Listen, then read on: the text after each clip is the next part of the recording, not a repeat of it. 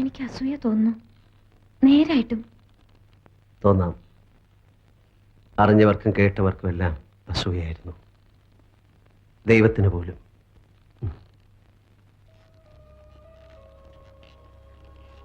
പിന്നെ ഞങ്ങളുടെ മനസ്സ് ചോദ്യം കഴിഞ്ഞു. കല്യാണത്തലേന്ന് ബാച്ചിലേഴ്സ് പാർട്ടി നടക്കുമ്പോൾ പള്ളിക്കൽ അച്ഛൻ പറഞ്ഞു കല്യാണം നടക്കില്ല.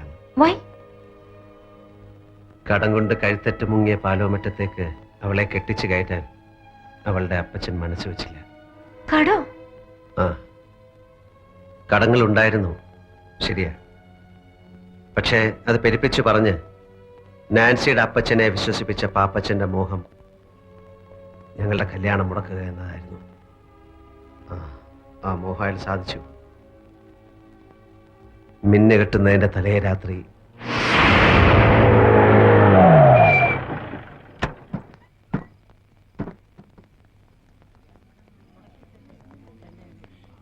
എന്താ അച്ഛാ ഇതിന്റെയൊക്കെ അർത്ഥം?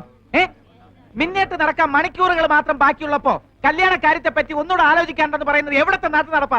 എനിക്ക് കുറച്ചുകൂടി കാര്യങ്ങൾ അന്വേഷിക്കാനുണ്ട്.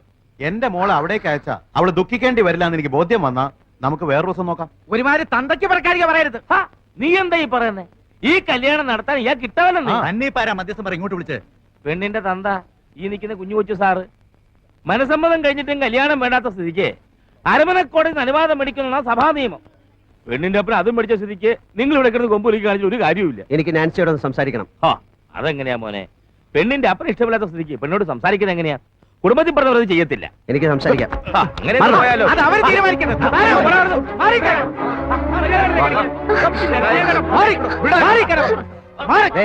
ഇവളെ വിളിച്ചിറക്കി കൊണ്ടുപോകാനാ ഞാൻ വന്നത്. നിനക്ക് സമ്മതമാണെങ്കിൽ നാളെ നിന്റെ കഴുത്തി ഞാൻ മിന്നു കെട്ടും. വരാൻ തയ്യാറാണോ? തയ്യാറാണോ എന്ന്? അവിടെ നിന്നാണ് എൻ്റെ നഷ്ടങ്ങൾ ആരംഭിച്ചത്. വർഷങ്ങൾ കഴിഞ്ഞിട്ടും നാൻസിയെ മറക്കാൻ എനിക്ക് കഴിഞ്ഞില്ല. മനസ്സുകൊണ്ട് അവൾ എപ്പോഴും എൻ്റെ കൂടെ ഉണ്ട്, ഇവിടെ ഈ സിംഗപ്പൂരിൽ.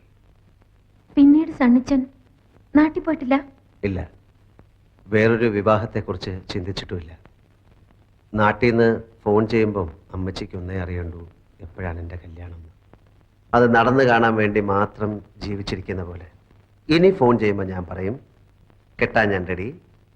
ഇവിടെ സുന്ദരിയായ ഒരു നസ്രാണി കൊച്ചിനെ ഞാൻ കണ്ടുവച്ചിട്ടുണ്ട്, ദിവസം നിശ്ചയിച്ചോളാം. അപ്പൊ നാൻസി? അവൾ പോയി. കഴിഞ്ഞ വർഷം എനിക്കൊരു വെഡ്ഡിംഗ് കാർഡ് കിട്ടി. വധു നാൻസി, വരൻ എൻ്റെ കുടുംബം തകർത്ത പുല്ലാങ്കുന്നേൽ പാപ്പച്ചൻ്റെ മകൻ ഓളച്ചൻ. ഇതാ പറയണത്, വിലപിടിപ്പുള്ള ഒന്ന് നഷ്ടപ്പെടുമ്പോ മറ്റൊന്ന് നമ്മെ കാത്ത് എവിടെയോ ഉണ്ടെന്ന്.